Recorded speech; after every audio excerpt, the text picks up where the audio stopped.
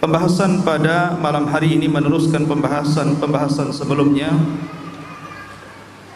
bercerita tentang peperangan di zaman Nabi sallallahu alaihi wasallam. Tentu ketika kita mengkisahkan kisah ini bukan hanya didengar saja sebagai cerita atau dongeng saja, tapi lebih daripada itu bahwa dalam kisah-kisah ini ada ibrah dan pelajaran. Dan begitulah metode Al-Quran. Sepertiga Al-Quran itu bicara kisah. Kisah para nabi, ataupun musuh-musuh para nabi, ataupun kisah orang-orang terdahulu. Masyarul muslimin yang dimuliakan Allah, kita akan mengkisahkan satu peperangan yang luar biasa yang Allah subhanahu wa ta'ala memasukkan peperang ini sebagai ujian berat bagi kaum muslimin. Dan Allah subhanahu wa ta'ala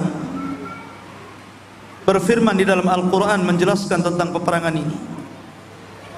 Allah mengatakan, idja'ukum min fawqikum wa min asfala minkum wa id zaghatil absaru wa balagatil qulubul hanajir wa tadunnuna billahi dhununa hunalika btuliyal mu'minuna wa zulzilu zilzalan syadidah.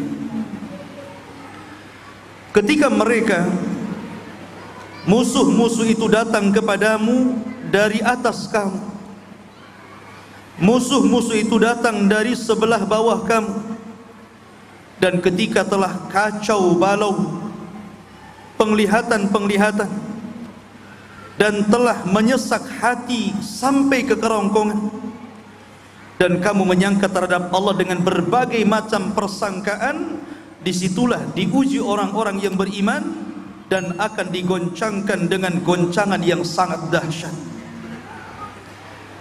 Lihat bagaimana Allah subhanahu wa ta'ala menjelaskan peperangan ini luar biasa. Allah mengatakan, hunalika btuliyal mu'minun. Disitulah orang-orang yang beriman diuji. Ma'asyiral muslimin yang dimuliakan Allah subhanahu wa ta'ala, perang Khandaq ini atau dikenal dengan perang Ahzab terjadi di bulan Syawal, tepatnya 5 tahun setelah Nabi sallallahu alaihi wasallam menetap di Madinah. Sekilas gambaran tentang dua pasukan yang hendak berperang ini. Kita tahu bahwa dari kalangan kaum muslimin, maka pasukan terdiri daripada orang-orang muhajirin dan orang-orang ansar yang ada di Madinah. Adapun dari kalangan musuhnya, diantaranya adalah kabilah besar, ma'ruf kabilah Quraisy, dan kabilah-kabilah kecil di bawahnya.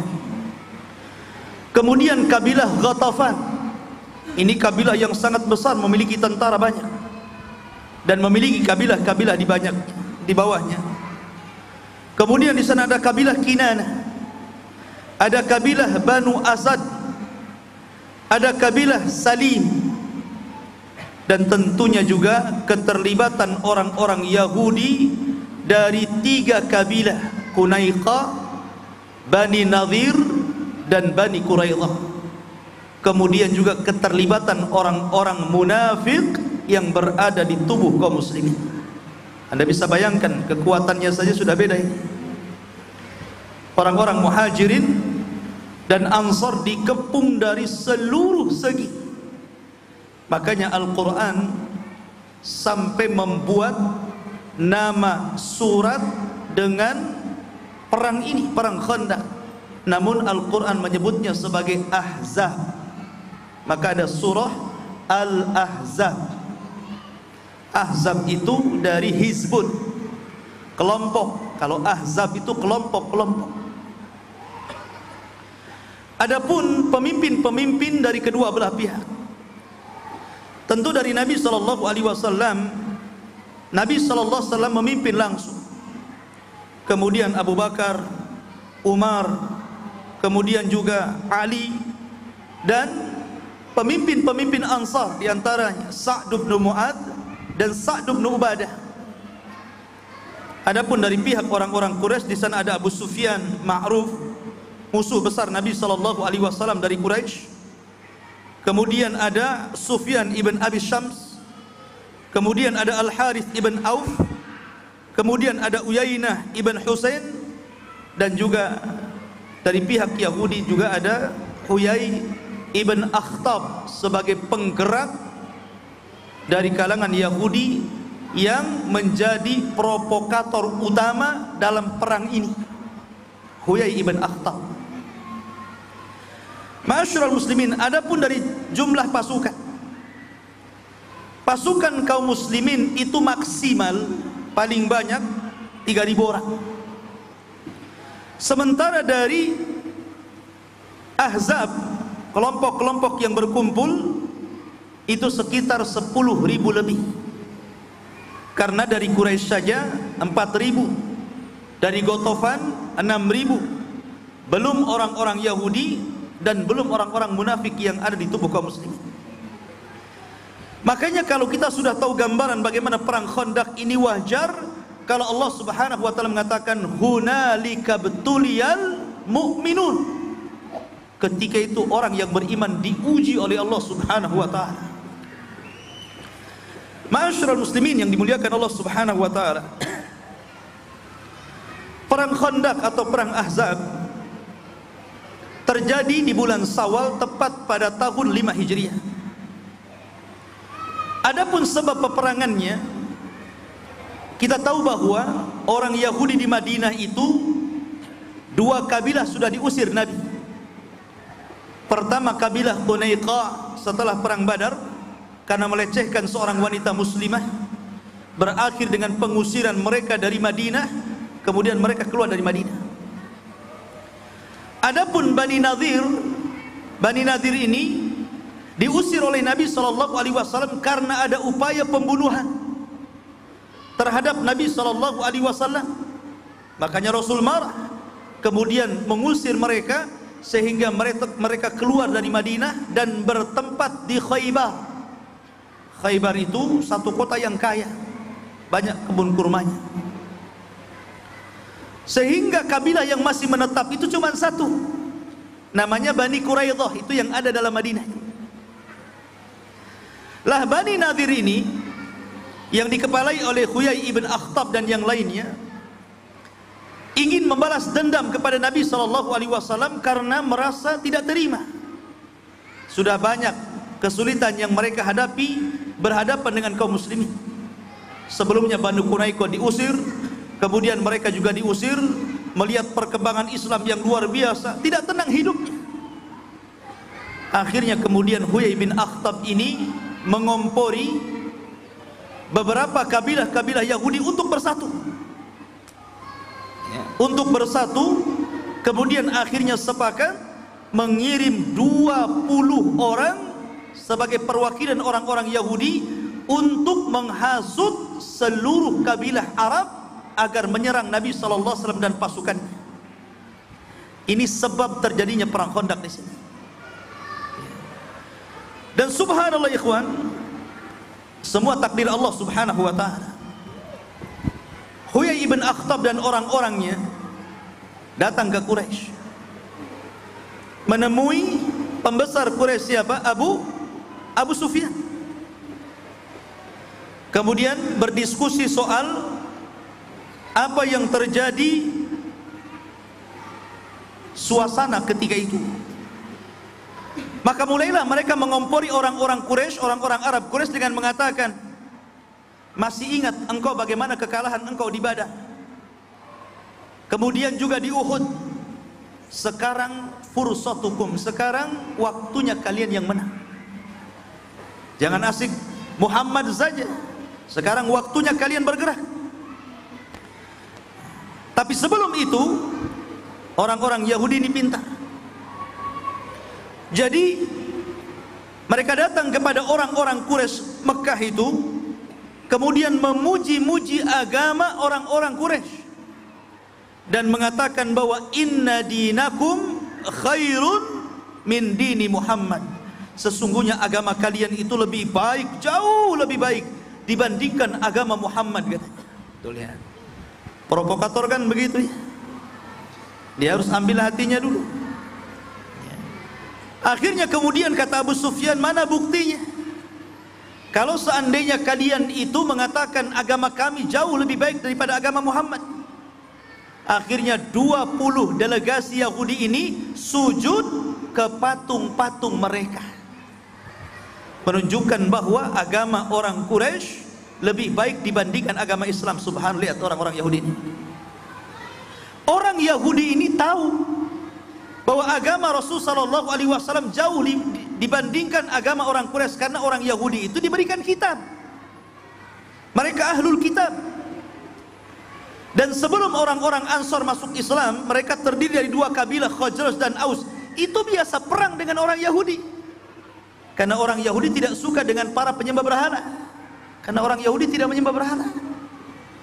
Dan mereka tahu kebenaran yang ada pada Nabi sallallahu alaihi wasallam, cuman karena kesombongan dan hasad, akhirnya mereka menolaknya. Tapi mereka punya kaidah al-ghayatu tubarrirul wasilah, bahwa tujuan itu harus menghalalkan segala cara. Itulah kaidah mereka. Tujuan itu harus menghalalkan segala cara, padahal al-umuru bimaqasidiha. Perkara itu harus sesuai dengan maksud hatinya. Jangan menghalalkan semua cara. Kalau tujuan yang baik, maka wasilahnya yang baik. Kalau tujuan yang baik tidak boleh dilakukan dengan wasilah yang buruk. Tapi orang Yahudi ini memang ingin menempuh segala cara bagaimana mendapatkan tujuan mereka. Sembah itu. Lah karena inilah kemudian Allah Subhanahu wa taala menurunkan ayat kepada orang Yahudi. Apa ayatnya? Allah mengatakan, alam tara ilal ladzina utu nasiban minal kitab yu'minuna bil jibti wat taghut wa yaquluna lil ladzina kafaru haula'i ahda minal ladzina amanu sabila ulaika alladzina la'anahumullah wa man yal'anillahu falan tajida lahu nasira. Allah mengatakan, tidakkah engkau lihat orang-orang yang Allah berikan kitab, tiba-tiba mereka beriman dengan al-jibti wa tagut, dengan sihir dan dengan tagut, dengan kesyirikan. Kenapa? Karena 20 orang ini menyembah berhala untuk supaya orang Quraisy menolong mereka. Mereka beriman kepada tagut.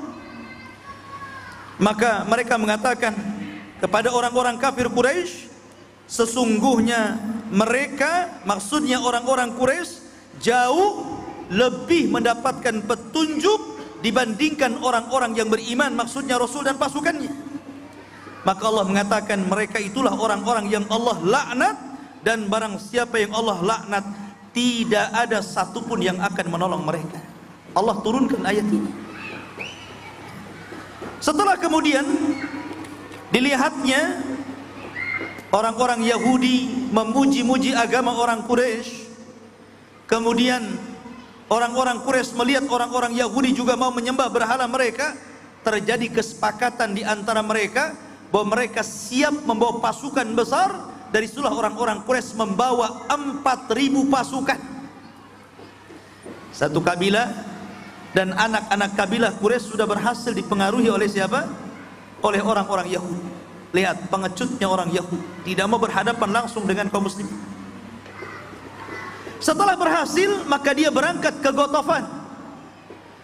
Ghatafan ini walaupun besar kabilahnya, banyak pasukannya, tapi mereka sebenarnya pernah dikalahkan kaum muslimin. Karena pernah perang juga Rasul dan Ghatafan, tapi kalah, kemudian mereka pulang. Karena kekalahan inilah tahu orang-orang Yahudi ini. Akhirnya kemudian mereka datang ke Ghatafan, kemudian merayu mereka dan kabilah-kabilah di sekitar Ghatafan agar bergabung dengan tentara Yahudi, dan mereka mengatakan, kalian serang Muhammad dan pasukannya dari luar, kami serang mereka dari dalam. Mau kemana ini? Kemudian orang-orang Yahudi menjanjikan kepada penduduk Ghatafan, kalau ini berhasil, maka sebagian kekayaan Khaybar akan diberikan kepada mereka. Dan Khaybar itu penghasil kurma. Orang dulu itu kaya-kaya karena kurma.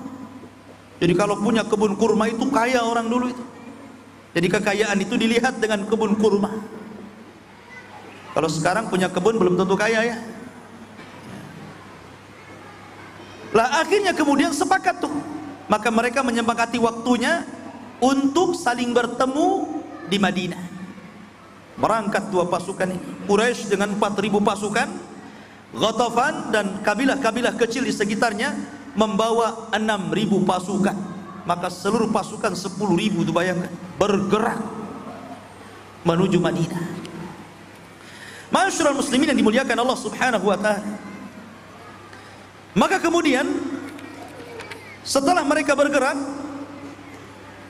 maka Nabi SAW kedatangan jasus, kedatangan mata-mata, menceritakan di hadapan Rasul bahwa ada gerakan-gerakan yang datang dari Arab. Mereka akan menyerbu Madinah. Bagaimana ini? Nabi SAW adalah orang cerdas, ya, memiliki pandangan yang luar biasa. Sebenarnya Nabi SAW bisa saja menyerang 10.000 itu dengan pasukan berani matinya, karena para sahabat tidak takut mati kecuali orang munafik. Tapi Nabi SAW ingin bertahan di Madinah karena Rasul menggunakan logika.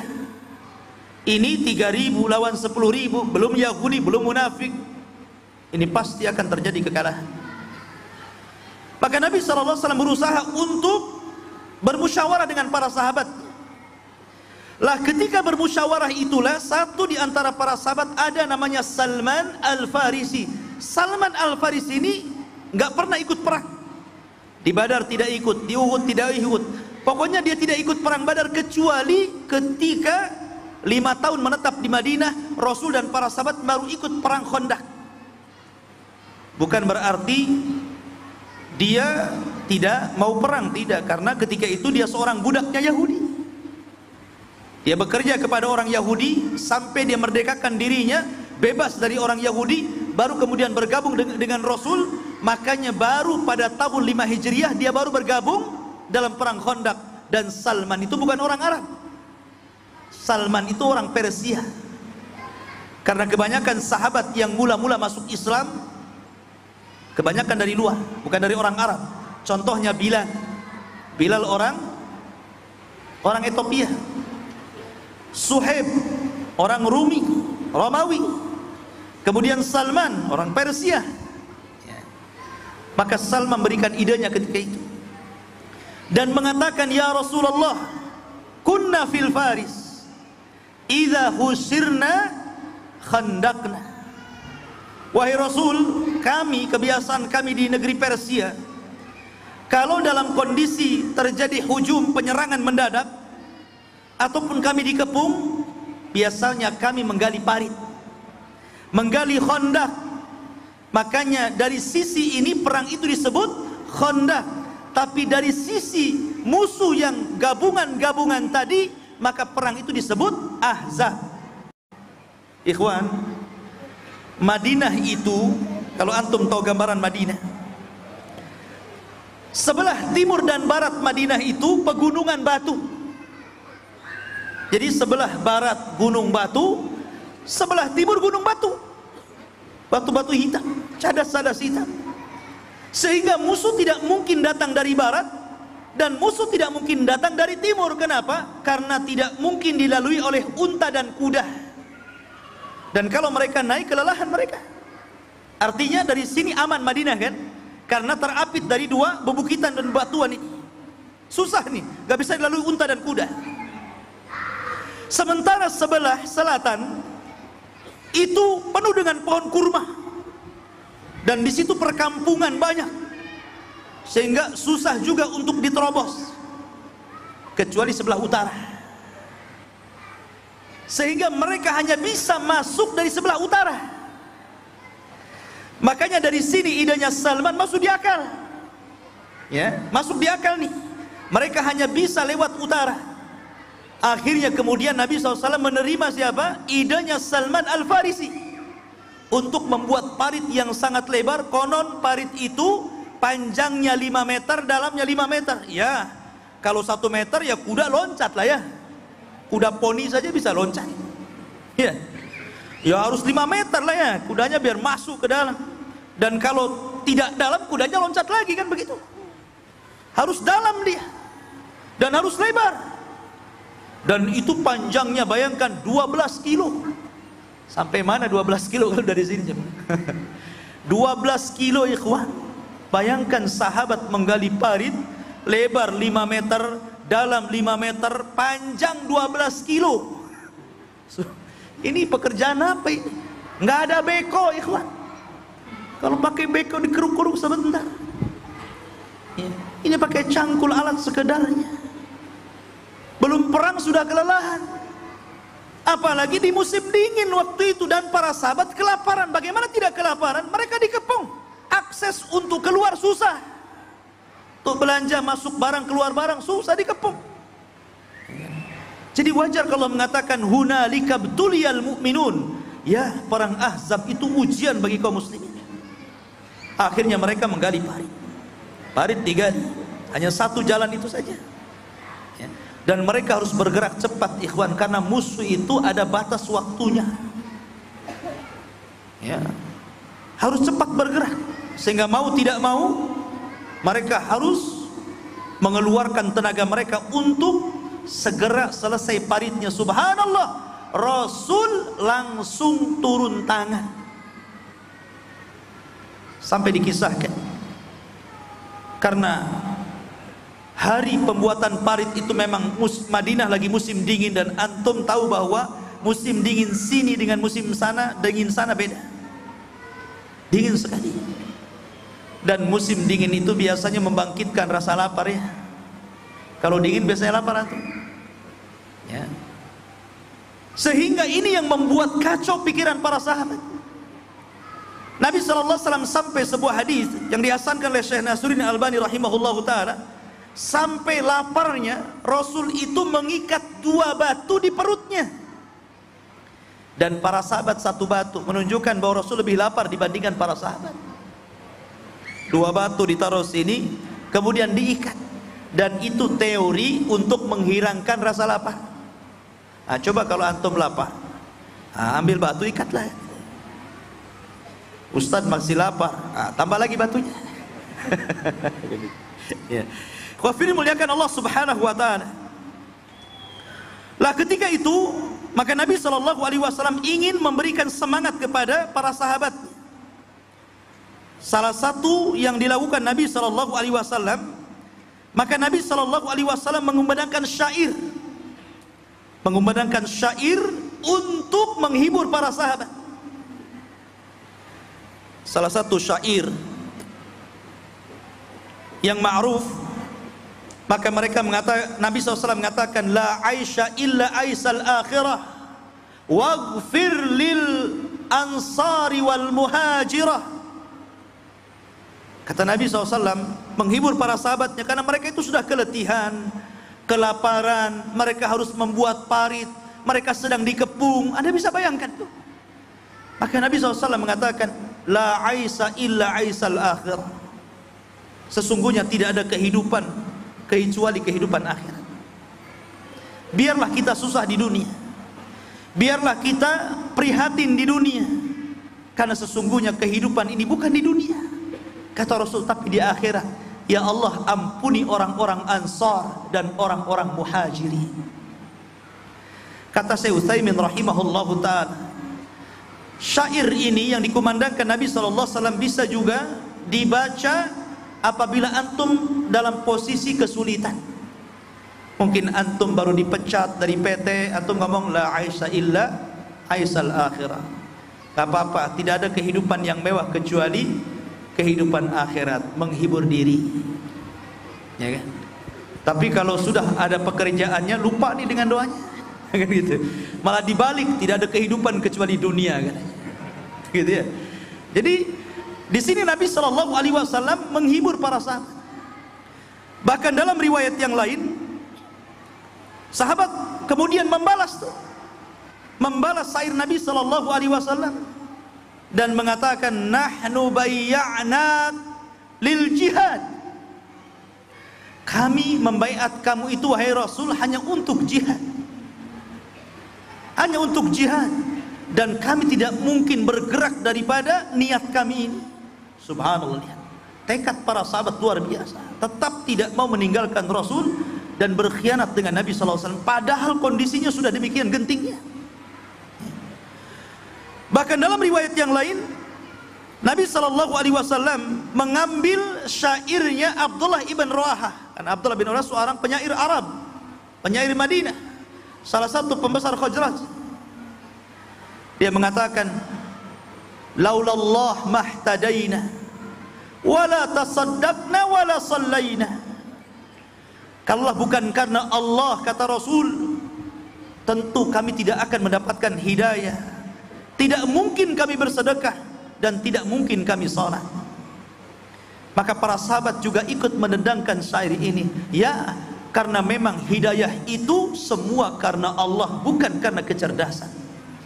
Secerdas apapun Anda, itu bukan kunci hidayah.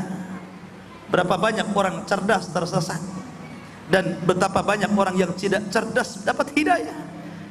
Kalau bukan karena Allah, kata Rasul, tentu kami tidak dapat hidayah. Taib. Ada beberapa mukjizat yang terjadi di perang Khandaq ini, ikhwan. Salah satunya adalah ketika Nabi Shallallahu Alaihi Wasallam dilaporkan oleh para sahabat ada batu yang menghalangi proyek penggalian parit. Maka Nabi SAW datang membawa alat sekedarnya, tiba-tiba turun. Kemudian Nabi SAW memukulkan batu yang sangat keras itu, tiba-tiba keluar percikan api dari batu itu. Kemudian ketika itu Nabi SAW ditampakkan Allah kerajaan Kisra. Kata Nabi SAW, Allahu Akbar, utitu mafatihas Syam. Kata Nabi SAW, Allahu Akbar, sungguh aku akan diberikan kunci-kunci pembendarahan Syam. Maksudnya kunci-kunci kerajaan Persia. Maka Nabi mengatakan, wallahi demi Allah, innila absuru qusurahal khamra min makani hadha. Demi Allah, aku diperlihatkan Allah bagaimana istana-istana itu akan aku rebut di tempat berdiriku ini. Kemudian Nabi SAW memalu lagi kedua kalinya, keluar percikan lagi. Ketika itu Allah memperlihatkan bagaimana kekuasaan Romawi. Maka kemudian Rasul mengatakan, Allahu Akbar, utina mafatiha al-Faris. Afwan, tadi Romawi, sekarang Persia. Ya. Aku diperlihatkan istana-istana Persia, dan aku bisa melihat dari tempatku ini. Dan yang ketiga kalinya Rasul diperlihatkan negeri Yaman. Kata Nabi SAW, utitu mafatihal Yaman, wallahi innila absuru abwabas San'a min makani hadha. Sungguh aku diperlihatkan kunci-kunci Yaman, dan aku bisa melihat San'a dari tempatku ini. Orang-orang mukmin tentu mereka dalam kondisi seperti itu, dalam kondisi memang luar biasa, ikhwah fillah muliakan Allah Subhanahu wa taala, tentu akan berbeda ucapannya dengan orang-orang munafik. Walaupun dalam genting itu Rasul tidak menghibur diri, wallahi tidak menghibur diri. Rasul tidak sedang menghibur para sahabat dengan mengatakan seperti itu, karena itu mukjizat. Tapi lihat orang-orang munafik, Allah mengatakan, idh yaqulul munafiqun walladzina fi qulubihim maradun ma wa'adana Allah wa rasuluhu illa ghurura. Ketika orang-orang munafik, mereka mengatakan, dan orang-orang yang hatinya sakit, apa yang dijanjikan Allah dan Rasulnya itu hanya tipu-tipu saja. Hanya penipuan saja, hanya untuk supaya kita senang, supaya kita tenang, kita tidak khawatir. Mereka mengatakan, jangan lagi menyerang orang-orang kafir, mau buang hajat saja kami kesusahan dan ketakutan. Tapi orang-orang yang beriman berbeda ucapannya. Maka mereka mengatakan, Allah berfirman, walamma ra'al mu'minuna al-ahzab qalu hadza ma wa'adana Allah wa rasuluhu wa sadaqallahu wa rasuluhu wa ma zaduhum illa imanan wa taslima wa ma zadahum illa imanan wa taslima. Dan ketika orang-orang yang beriman justru ketika mendengar dan melihat bagaimana pasukan Ahzab yang berkelompok-kelompok tadi siap menggempur mereka, kemudian Nabi SAW melihat akan kekuasaan Kisra, akan kekuasaan Kaisar, Romawi dan Persia dan Yaman akan takluk di tangan kaum muslimin. Orang-orang beriman mengatakan, ma wa'adanallahu wa rasuluhu wa sadaqallahu wa rasuluhu. Apa yang dijanjikan Allah dan Rasul sebuah kebenaran. Apa yang dijanjikan Allah dan Rasulnya sebuah kebenaran. Dan mereka tidak menambah kecuali iman dan penyerahan diri mereka kepada Allah dan Rasulnya. Lihat, di sini ada kubu mukmin dan kubu munafik. Di dalam itu sudah kacau itu. Bagaimana di luar? Ya. Masyarul muslimin yang dimuliakan Allah Subhanahu wa taala, ini kabar secara khusus, tapi kabar secara umum adalah ayat yang saya bacakan tadi. Ayat yang saya bacakan tadi, Allah mengatakan, ija'ukum min fawqikum wa min asfala minkum wa idzagatil absaru wa balagatil qulubul hanajir wa tadunnuna billahi dununa hunalika btuliyal mu'minuna wa zulzilu zilzalan syadida. Ini gambaran umum perang Ahzab. Ketika musuh-musuh datang dari atas kalian, karena mereka muncul dari mana-mana. Kemudian dari bawah kalian, karena mereka juga bergerak di bawah, bukan hanya di bukit. Ketika itu sudah kacau balau penglihatan kaum muslimin, sudah bingung mana satu yang harus dilawan. Di sini ada musuh, di situ ada musuh, depan musuh, belakang musuh, gitu kan? Dan telah sesak hati mereka sampai sesaknya itu naik ke kerongkongan, sehingga mereka sudah kacau, sehingga sebagian mereka berprasangka yang tidak kepada Allah. Ketika itu Allah mengatakan, hunalika btuliyal mu'minun. Allah menguji orang-orang yang beriman.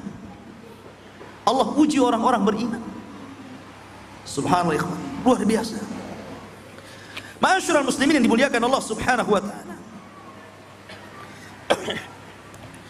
Kemudian ketika dalam kondisi seperti itu, ada laporan kepada Nabi SAW pengkhianatan orang-orang Yahudi.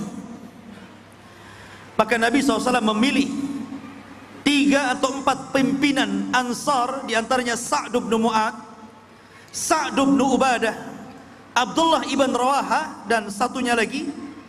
Kata Nabi SAW, tolong cari tahu kepada orang-orang Yahudi sana, betul tidak mereka berkhianat? Kalau mereka tidak berkhianat, maka umumkan di tengah-tengah manusia bahwa Yahudi tidak berkhianat. Mereka tetap memegang perjanjian perdamaian dengan kita. Tapi kalau mendengar mereka berkhianat, maka jangan bicarakan di tengah-tengah manusia, rahasiakan perkara ini, karena ini bisa menggoncangkan hati kaum muslimin. Berangkat Sa'd bin Ubadah, pimpinan daripada Aus.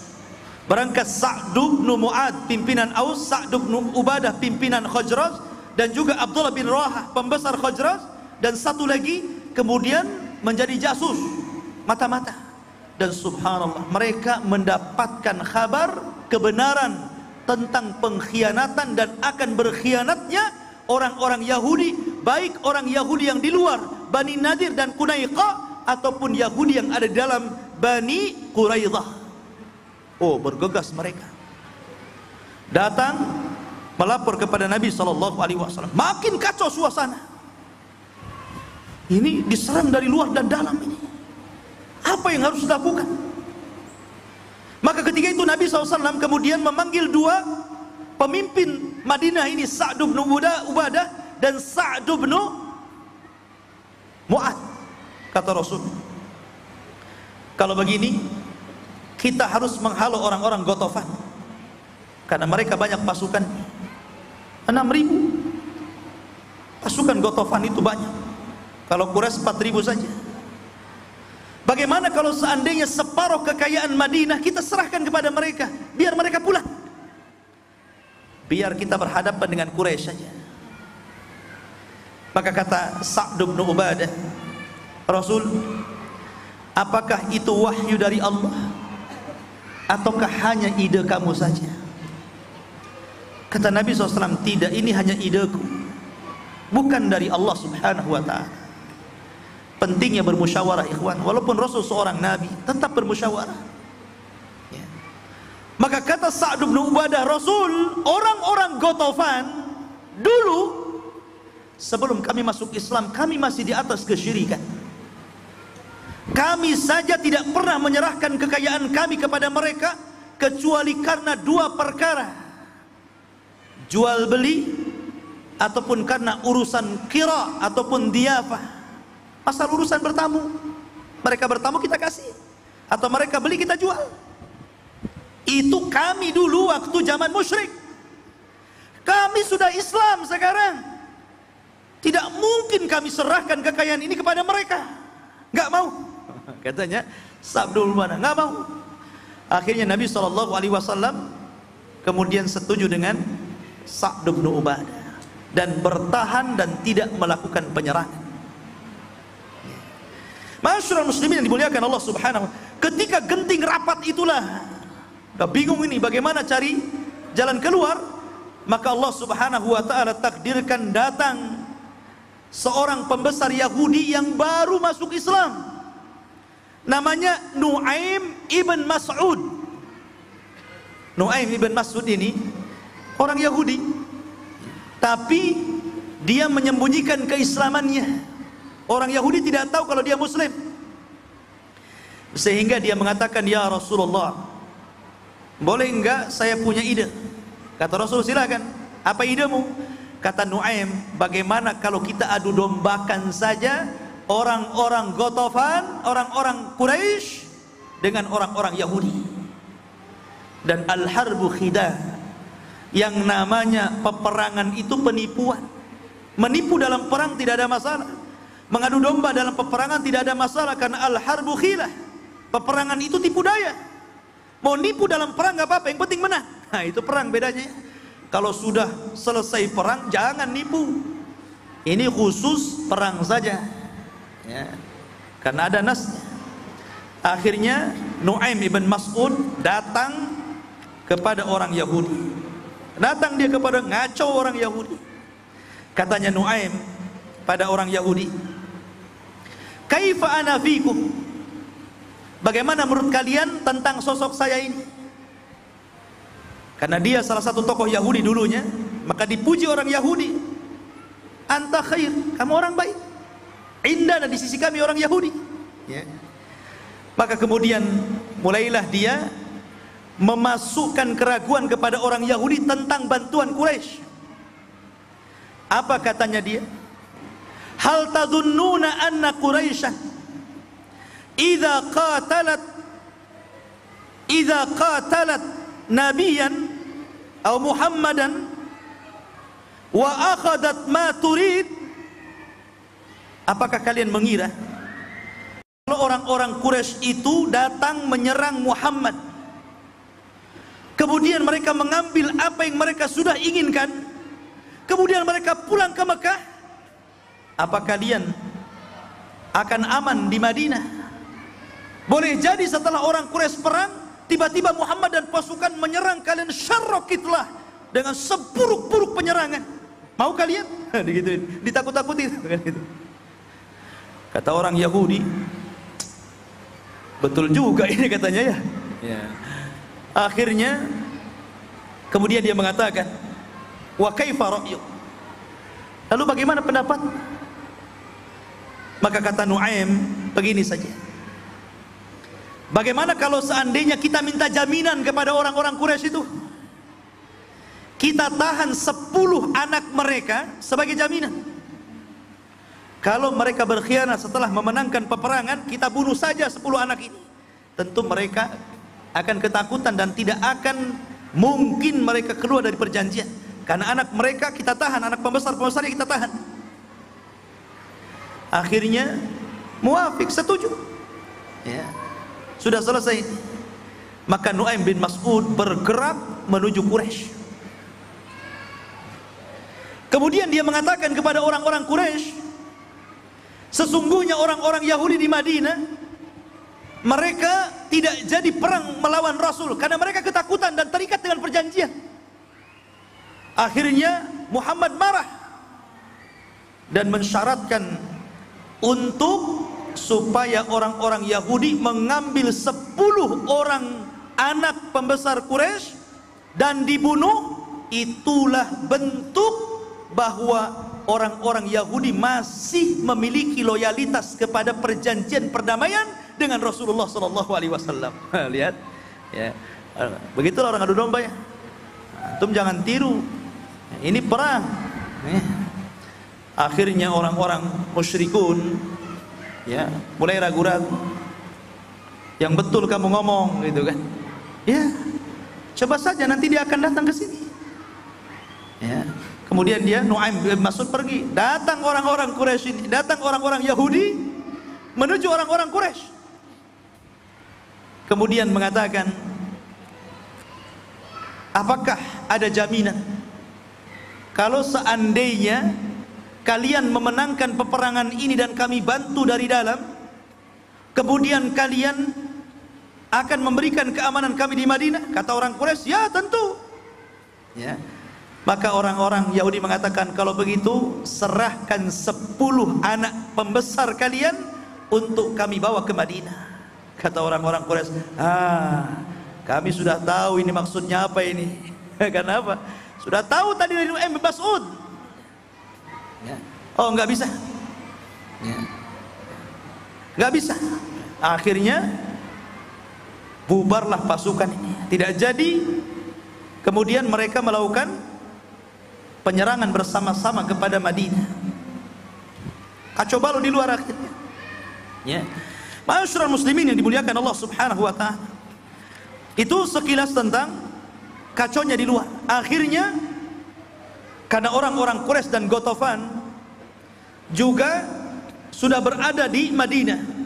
Sementara orang Yahudi tidak mau ikut campur lagi karena sudah ketakutan juga. Dan begitulah orang Yahudi. Orang Yahudi itu kalau berperang bersama orang Islam tidak berani langsung berhadapan-hadapan, pasti mengambil orang untuk berperang, entah dengan dibayar gitu kan, entah dengan diiming-imingi apa begitu. Begitulah orang Yahudi licik. Ya. Akhirnya mereka pun berperang dalam perang Ahzab. Memang ada sedikit mubarazah, perang tanding di antaranya Ali dan Amr bin Abdullah bin Wud gitu kan, dan beberapa sahabat, tapi tidak banyak. Dan subhanallah yang luar biasa, dalam perang Khandaq ini tidak banyak yang jadi korban, lain seperti perang Uhud ya. Karena dalam perang Khandaq ini korban hanya sedikit. Dari kaum muslimin 9 orang, salah satunya pembesar Ansar. Dan dari orang musyrik hanya 4 orang saja. Tetapi Nabi SAW membiarkan orang-orang itu lari tunggang langgang kembali ke Mekah. Dan dengan sedikitnya korban dan sedikitnya peperangan menunjukkan bahwa Islam itu tegak bukan dengan peperangan. Karena tidak banyak korban kan, sedikit perang ya, memang berhadapan-hadapan siap-siap tempur-tempuran gitu kan, tapi tidak jadi, akhirnya dimenangkan. Atau mungkin ada perdamaian. Dan ini menunjukkan bahwa agama Islam itu agama rahmat, ikhwan. Ya, bukan teroris, bukan radikalis, bukan agama sadis, tidak. Peperangan yang tumpah darah itu bisa dihitung dengan jari. Ini buktinya perang Ahzab yang dikepung saja, yang korban tidak banyak. Subhanallah, ikhwan. Nabi SAW berusaha melindungi parit itu. Dan para wanita, bayi-bayi diletakkan di bukit-bukit yang tinggi supaya mereka aman. Dan Nabi SAW mewakilkan kepada Abdullah ibnu Ummi Maktum untuk menjadi muadzin sekaligus imam di Masjid Nabawi. Padahal Abdullah ibnu Ummi Maktum itu adalah orang buta, dan dulu pernah dicuekin Rasul. Ketika Nabi berdakwah di hadapan pembesar-pembesar Quraisy, datang Abdullah ibnu Ummi Maktum mengganggu dakwah Rasul. Kemudian Rasul ngelirik saja enggak. Sampai Rasul bermuka masam, ngapain dia datang, mungkin bahasa kitanya gitu. Maka Allah turunkan ayat abasa wa tawalla an ja'ahul a'ma. Allah tegur, jangan seperti itu, jangan bermuka masam. Ini jelas-jelas mau masuk Islam, itu belum tentu walaupun pembesar, gitu kan. Maka Rasul SAW kemudian ditegur oleh Allah. Dulu dia tidak diperhatikan, dalam perang Khandaq justru dia orang pilihan menjadi muadzin dan imam Masjid Nabawi. Dia buta, dan dia seorang muadzin di sholat subuh. Loh, bagaimana dia buta tapi jadi muadzin sholat subuh? Cemana dia melihat fajar shodiknya? Dia kan buta, ya. Tetapi walaupun dia buta, dia diberitahu Bilal, karena Bilal itu adzan pertama dalam sholat subuh. Apabila datang fajar shodik, maka dia mengatakan, kum ya ibna Ummi Maktum fa'adzin. Berdiri wahai ibnu Ummi Maktum, adzanlah subuh. Makanya Rasul mengatakan, makanlah minumlah kalau masih mendengar suara adzan Bilal, dan berhentilah makan dan minum kalau sudah mendengar suara adzan ibnu Ummi Maktum. Baik. Maka Rasul menjaga parit, subhanallah. Nabi SAW ketika menjaga parit ini, karena pasukan terus nyerang, sehingga Nabi SAW ini kan mereka kuda nggak bisa masuk, akhirnya panah-panahan saja tuh.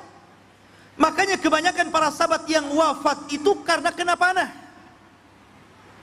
bukan berhadapan-hadapan, karena dibalik ini dibentangkan parit masalahnya.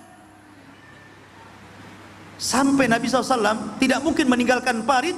Waktu asar sudah datang, mereka belum sholat asar. Sampai ketika matahari tembenam, datang waktu maghrib, barulah Nabi SAW bisa melaksanakan asar di waktu maghrib ketika penyerangan berhenti. Kata Nabi SAW, mala Allahu kuburahum wa buyutahum nara. Semoga Allah memenuhi api dalam kuburan-kuburan dan rumah-rumah mereka. Syagaluna an salatil wusta, karena mereka telah menyibukkan aku dari solat wusta, maksudnya solat asar. Allah mengatakan, hafidhu ala salawati was salatil wusta, jagalah 5 waktu solat, terutama solat wusta. Yang dimaksud solat wusta adalah solat asar, ya, solat asar. Dan dalam fikih boleh, kalau orang disibukkan begitu kan, akhirnya keluar dari solat, waktu solat, maka dia, masalahnya solat asar itu tidak bisa dijama dengan maghrib, ikhwan. Yang bisa dijama itu duhur dengan asar, maghrib dengan isya. Jadi berarti Nabi ini melakukan solat di luar waktu. Kalau seandainya belum duhur, masih bisa lakukan di asar, ya. Dan dalam ilmu fikih boleh seseorang itu karena darurah, karena sesuatu yang terpaksa, akhirnya sholat di luar waktunya, seperti Nabi SAW. Dan juga Anas bin Malik juga pernah mengalaminya dalam perang Tustar, ketika membebaskan negeri Persia, merebut Baitul Maqdis di tangan orang-orang Nasrani. Dalam perang Tustar, Anas bin Malik dan pasukannya berhasil menjebol Tustar itu di waktu sholat subuh, dan mereka memenangkan perang Tustar itu setelah matahari terbit. Maka Anas dan para sahabatnya sholat subuh di luar waktunya, tapi dalam posisi antum memang ada hal-hal yang tidak mungkin tidak. Ini antum nggak perang, ya, tapi subuhnya jam 7 gitu. Itu yang masih sholat subuh. Ada juga nggak subuh. Ya, padahal ringtone-nya suara adzan. Samping kiri musola, samping kanan masjid, gitu kan. Nggak bangun juga kan? Lah di sini ikhwafin muliakan Allah Azza wa Jal, bahwa peperangan ini dahsyat sekali gitu maksudnya. Sampai Rasulullah SAW tidak bisa meninggalkan parit sampai perang selesai gitu maksudnya.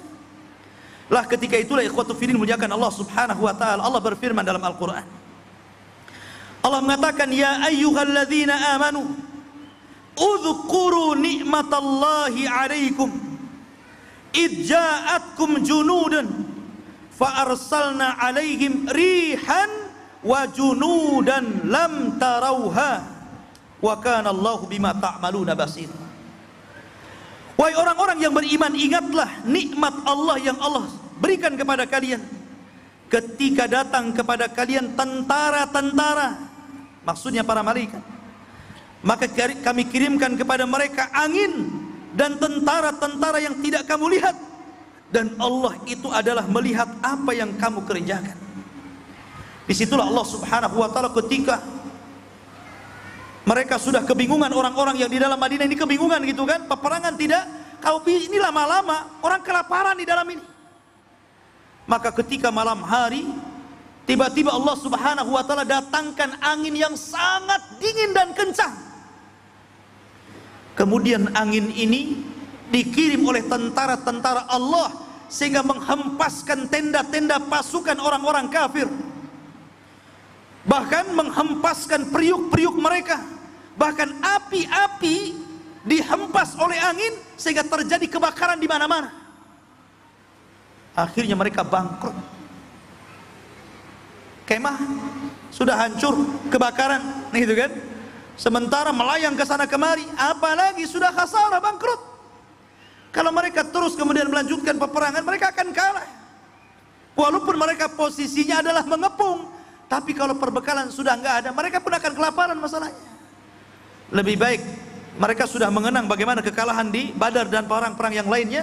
Akhirnya orang-orang kafir pun, kafir musyrik, pulang lagi ke Mekah. Orang Ghatafan pulang ke Ghatafan, orang-orang Quraisy pulang ke Quraisy. Yang tersisa siapa? Yahudi. Baru tahu ya go ya. Sekarang teman-temanmu sudah nggak ada. Sementara orang Yahudi yang di dalam Madinah cuma tinggal satu kabilah, namanya Bani Quraidah. Karena kabilah Bani Qunaiqah dan kabilah Bani Nadir sudah jauh di Khaybar. Nah, ketika Nabi SAW baru selesai perang Ahzab ini, baru dimenangkan Allah, luka-luka para sahabat belum kering. Makanya Allah mengatakan, lilladzina istajabu lillahi walir rasul min ba'di ma asabahumul qarah lilladzina ahsanu minhum wattaqau ajrun adzim. Bagi orang-orang yang memenuhi panggilan Allah dan Rasulnya setelah mereka ditimpakan luka-luka peperangan, bagi orang-orang yang beriman dan bertakwa, artinya mau menambah peperangan lagi, maka bagi mereka pahala yang sangat besar. Baru selesai peperangan, kemudian Nabi SAW masuk ke rumahnya, kemudian mandi, tiba-tiba Jibril datang dan mengatakan, ya Muhammad, kenapa kau lepas baju perangmu sementara malaikat belum melepas baju perangnya? Kata Nabi SAW, apa maksudnya? Maka kata Jibril, berangkat ke Bani Quraidah, serbu mereka. Maka Nabi SAW pakai lagi baju besinya, keluar, dikumpulkan para pasukan Ahzab ini. Mereka belum istirahat, luka-luka mereka masih bercucuran. Tapi Nabi SAW bergerak dan mengatakan, ya ayyuhan nas, hei manusia, idhabu ila Bani Quraidah fala tusalliyanna ahadukumul asra illa fi Bani Quraidah. Masya Allah. Kata Rasul, hei manusia, bergerak kita, kepung, serbu Bani Quraidah, bergerak dari sekarang, jangan sholat asar di jalan kecuali sampai di Bani Quraidah. Bergerak pasukan ikhwan, 3.000 pasukan bergerak. Di sini ada sedikit faedah fikhiyah, faedah fikih. Ketika para sahabat bergerak, rupanya ada orang yang sholat asar di jalan, dan ada yang sholat asar di Bani Quraidah melihat dohir perintah Rasul, sehingga dilaporkan kepada Rasul. Rasul, di antara kami ada yang sholat asar di jalan dan ada yang sholat asar di Bani Quraidah karena melihat dohir dari perintah anda. Tapi Nabi SAW tidak mencela keduanya, tidak mencela orang yang sholat di jalan, dan tidak pula mencela orang yang sholat di Bani Quraidah, karena perkara ini perkara muhtamil, perkara yang ada kemungkinan. Perintah Rasul itu ada kemungkinan di dalamnya. Bagi yang sholat asar di jalan karena memahami perintah Rasul itu, boleh jadi Rasul menghendaki bergegas segera biar cepat sampai maksudnya. Bukan tidak boleh sholat asar di jalan, tetapi sebagian para sahabat melihat dohir daripada perintah. Makanya kata Imam Ibnu Hazm rahimahullahu ta'ala mengatakan, kalau aku hidup di zaman itu, maka aku akan sholat di Bani Quraidah sebagaimana dohir perintah Nabi SAW. Tapi hikmah fikhiyahnya di sini, Nabi tidak mencela dalam urusan perselisihan furu'. Coba. Maka antum juga sama. Jangan gara-gara antum berbeda pendapat dalam urusan furu'iyah, dalam urusan amaliyah ibadah, kemudian antum saling menyalahkan. Gara-gara kunut subuh, wih, dibid'ah-bid'ahkan. Kadang-kadang nggak mau sholat di situ. Kenapa nggak mau sholat di situ? Nggak ada kunutnya. Kenapa nggak mau sholat di situ? Ada kunutnya. Gitu. Oh, ini cemana nih orang ini? Gara-gara kunut, akhirnya cerai suami istri. Yang istri kunut, suami nggak kunut. Ini istri saya ini bid'ah ini, katanya. Lah ikhwah, janganlah urusan-urusan furu. Nabi loh tidak marah kok. Kenapa antum yang marah? Ya, kecuali urusan akidah lah, itu baru. Nah, ini ada faedah, jangan terlampau keras antum. Kalau masih ada ulamanya dalam urusan fikih, sudah biarkan, jangan terlalu keras. Ya. Lah ketika kemudian Nabi SAW berhasil mengepung Bani Quraidah, maka mereka ditawan yang laki-lakinya.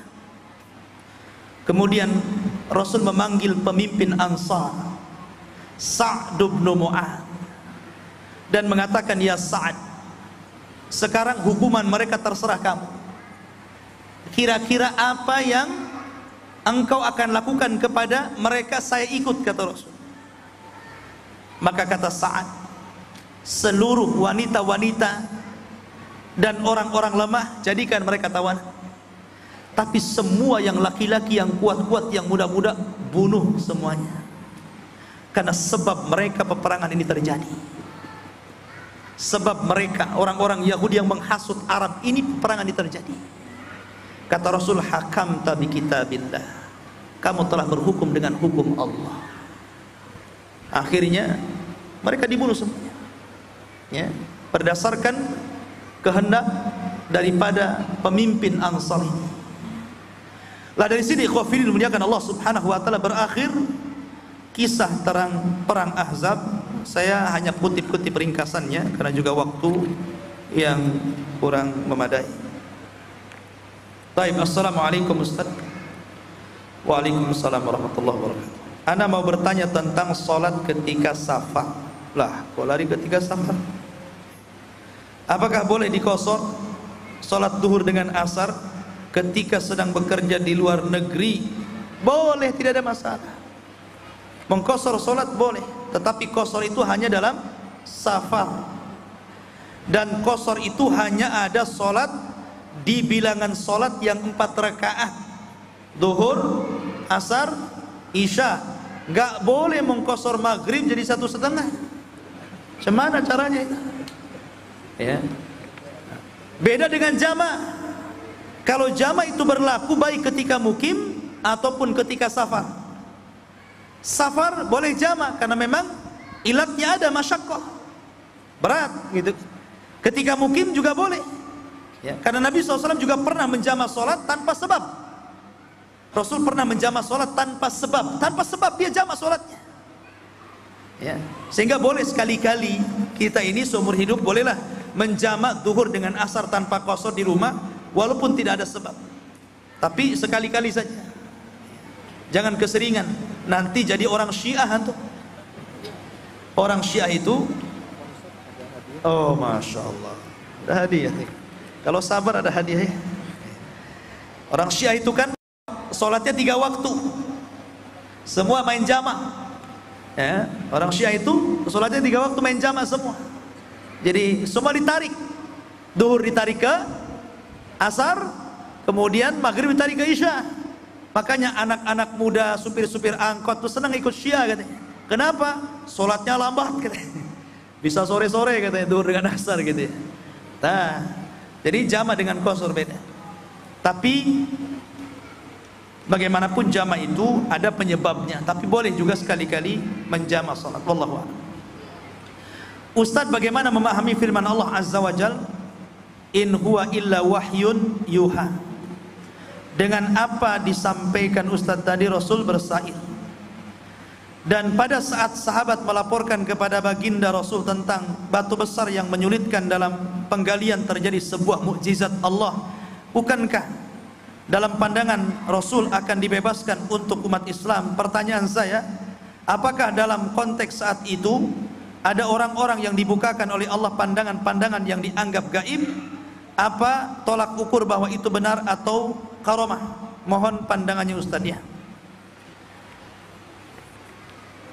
Tidak bertentangan Nabi SAW dengan syair, dengan firman Allah, wa ma yantiqu anil hawa in huwa illa wahyun yuha.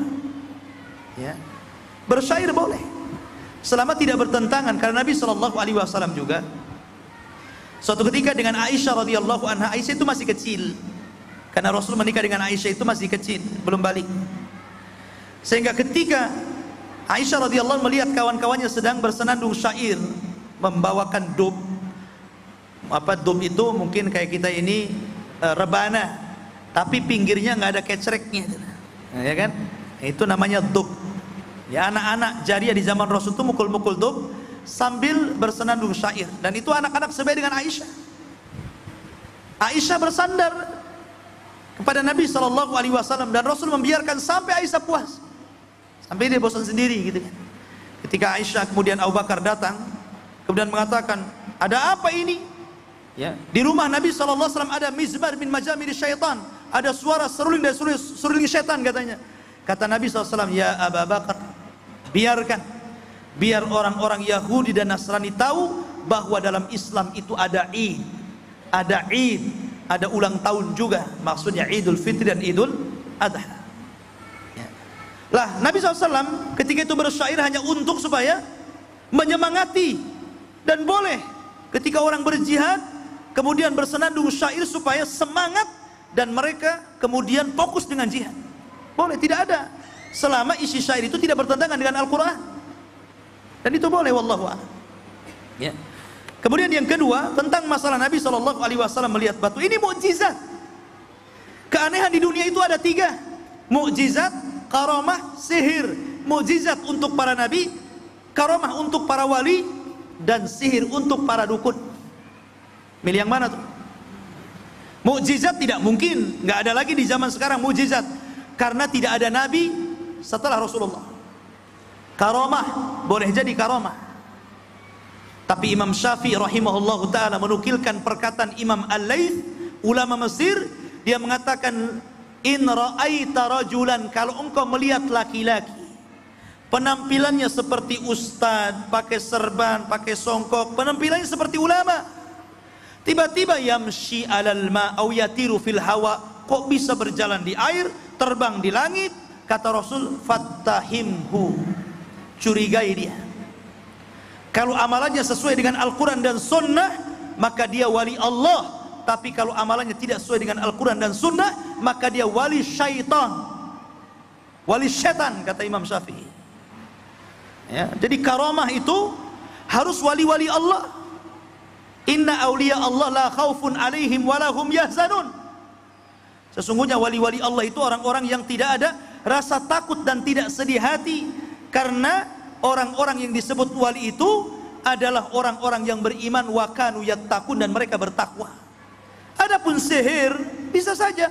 Masalahnya zaman sekarang itu antara sihir dan karamah itu beda tipis. Ya kan? Mana sihir, mana karomah, bingung kita. Ya. Ini ustadz punya keanehan, tapi amalannya jauh daripada sunnah Rasul. Ini dukun punya keanehan, jelas-jelas dari setan, kan begitu. Jadi kita katakan bahwa Rasul itu mukjizat karena di perang Khandaq banyak mukjizat. Salah satunya apa? Salah satunya makanan yang disediakan oleh Jabir bin Abdullah, putra daripada Abdullah bin Haram.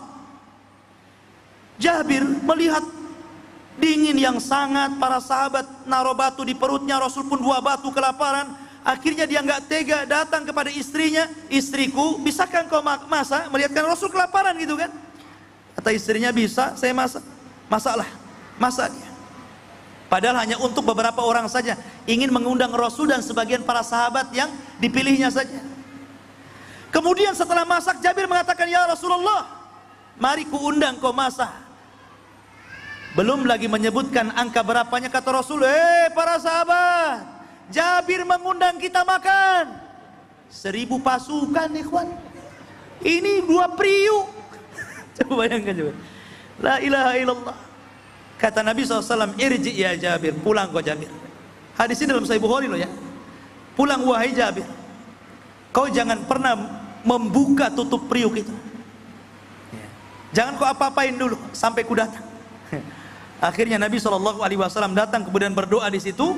Subhanallah, 1000 pasukan makan dari 2 priuk itu dan sama sekali tidak habis, masih ada sisa untuk dimakan Jabir dan keluarganya. Bagaimana caranya itu?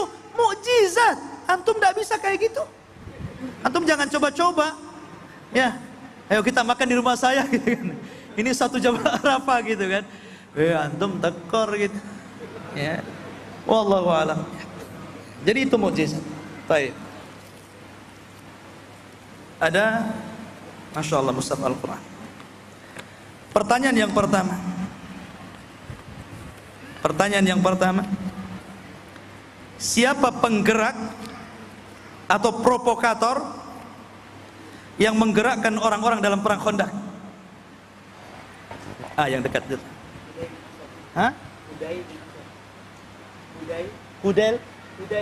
Hudai? Kurang tepat. Belakang. Huyai. Apa? Itu orang Jawa, orang mana? Susah.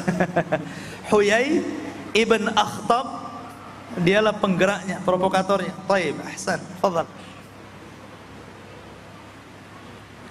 Baik. Sebutkan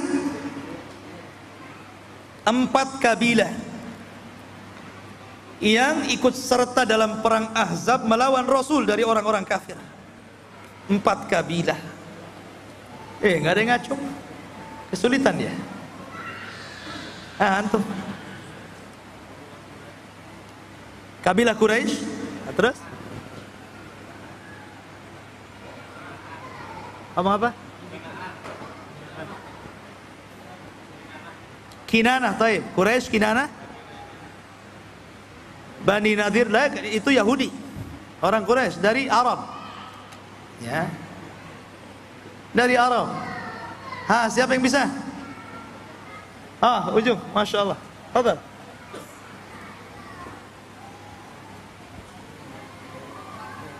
Afwan, ini ada ini.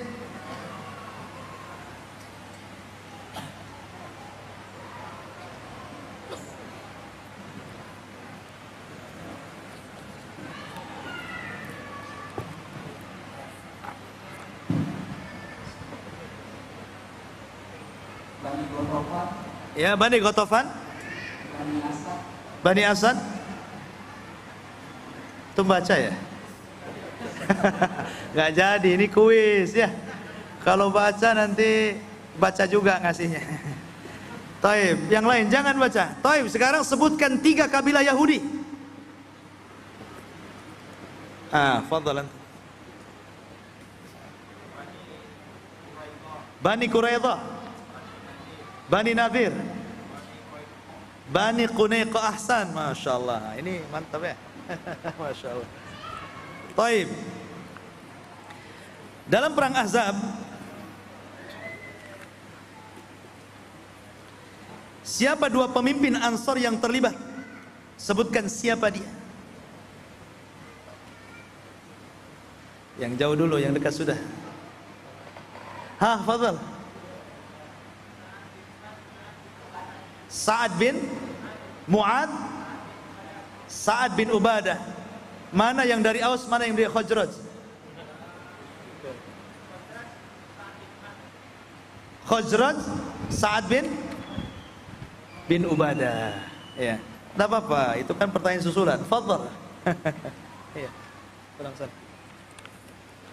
Taib, nama-nama orang aja nih kuisnya.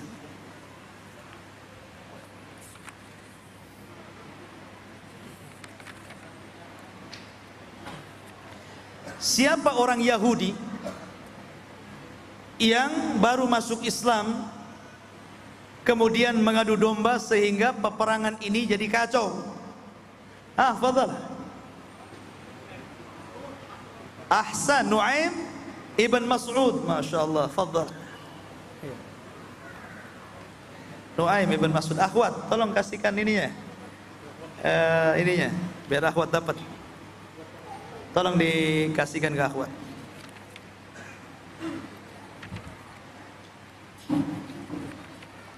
Pertanyaan untuk akhwat. Sebutkan bulan dan tahun kapan terjadinya perang Khandaq. Itu yang ngacung tuh. Tapi banyak yang ngacung.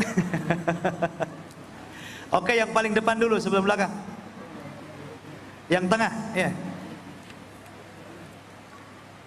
Yang tengah, fadhal, yang tengah, enggak apa-apa, siapa? Depan, tengah, silakan. Kasihkan itu, ini mic-nya udah dikasihkan?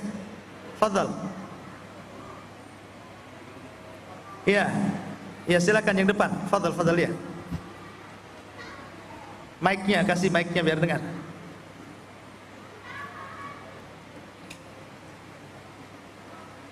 Bulan Syawal tahun 5 Hijriah. Masya Allah, bulan Syawal 5 Hijriah. Fadhal, tolong ke belakang. Taib, pertanyaan terakhir. Satu perang dua nama, Khandaq dan Ahzab. Apa bedanya? Yang belakang, akhwat yang belakang, antum sudah ikhwan ya. Antum ini, aduh, antum kalau mau beli ya. Taib, silakan. Belakang akhwat. Atau yang ngacung siapa, terserah. Siapa yang nyambar mic aja lah udah. Silakan. Biar gak lama-lama malam.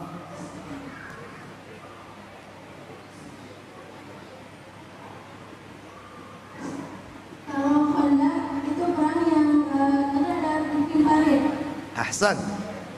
Kalau Ya. karena perangnya itu ada paritnya, bikin besar.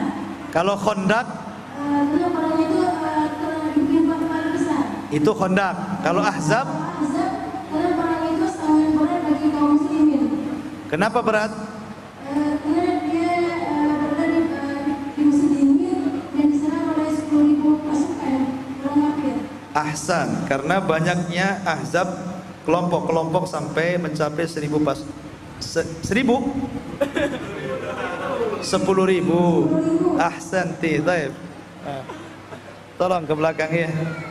Iya, itu saja yang bisa sampaikan. Insyaallah kita lanjutkan dengan perang-perang yang lainnya yang pernah dilakukan di zaman Rasul. Kita tutup dengan kafaratul majlis. Subhanallah bihamdika, asyhadu an la ilaha illa anta, astaghfiruka wa atubu ilaik. Allah taala. Assalamualaikum warahmatullahi wabarakatuh.